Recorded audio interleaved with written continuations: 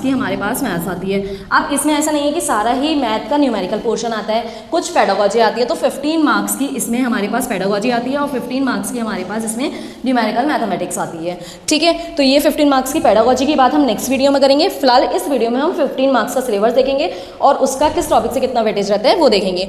तो first topic है आपके पास नंबर सिस्टम। यही कुछ इसके अंदर के ही नंबर सिस्टम में ही बिलोंग करते हैं topics. Divisible, unit digit, BODMAS, ठीक है, फेस वैल्यू भी इसी के अंदर आ जाता है, वो सब आप सीखेंगे। Square and cube, simplification, factor and fraction, profit and loss, time measurement, patterns, mensuration, geometry, data handling और रीजनिंग। हाँ, रीजनिंग के भी 1 या 2 क्वेश्चंस आपको देखने के लिए मिलेंगे। अगर कई बार इसका वेटेज ज़्यादा भी होता है तो आपको 2 या 3 क्वेश्चन तक भी आपको देखने के लिए मिल सकते हैं। अब बात करते हैं स्टार्टिंग। तो नंबर सिस्टम से अगर उसके सब टॉपिक की बात करें तो मिला के 2 या 3 क्वेश्चंस आते हैं, कभी किसी पे तो कभी किसी पे। एक बॉड मास पे आपके पास एक क्वेश्चन तो ज़रूर आपको मिलने वाला है। बॉड मास क्या होता है? हमारे पास जब सारे ऑपरेशन एक साथ अप्लाई कर दिए जाते हैं, लाइक आपके पास ब्रैकेट्स हो गए, ठीक है, एडिशन, सब्सट्रैक्शन, मल्टीप्लिकेशन, डिवीजन, तो उन ऑपरेशंस को मिला के जब एक क्वेश्चन बनाया जाता है तो उसको बॉड मास की हेल्प से हम सॉल्व करते हैं। तो वो क्वेश्चन आपको देखने के लिए जरूर मिलेगा।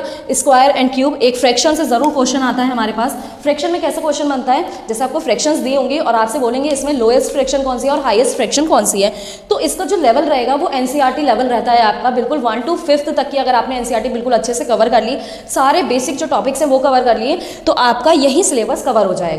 ठीक है, लेकिन बहुत अच्छे से करनी है। सबसे पहले आपको दिमाग से ये निकालना पड़ेगा कि इसमें कोई नेगेटिव मार्किंग नहीं है, तो हम तुक्का लगा के आ जाएंगे। अगर आप तुक्के पे बैठेंगे तो आप 90 मार्क्स भी नहीं लेके आ पाएंगे, क्योंकि सारी सब्जेक्ट में हमें अच्छा काम करना होता है। तब हमें पासिंग मार्क्स कितने चाहिए होते हैं? 90 मार्क्स चाहिए होते हैं जनरल कैटेगरी के लिए।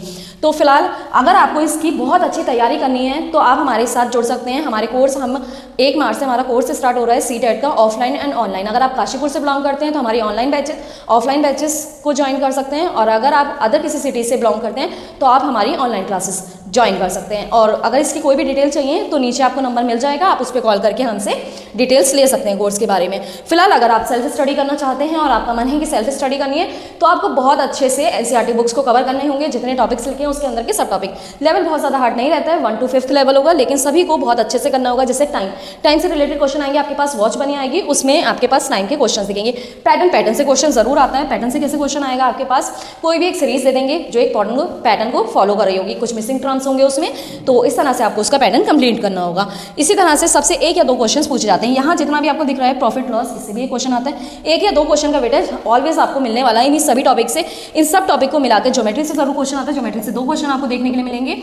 तो इस तरह से आपका ये 15 टॉपिक्स हैं जिन्हें आप अच्छे से कर लेंगे तो आपके फुल मार्क्स 15 में से 15 आप कवर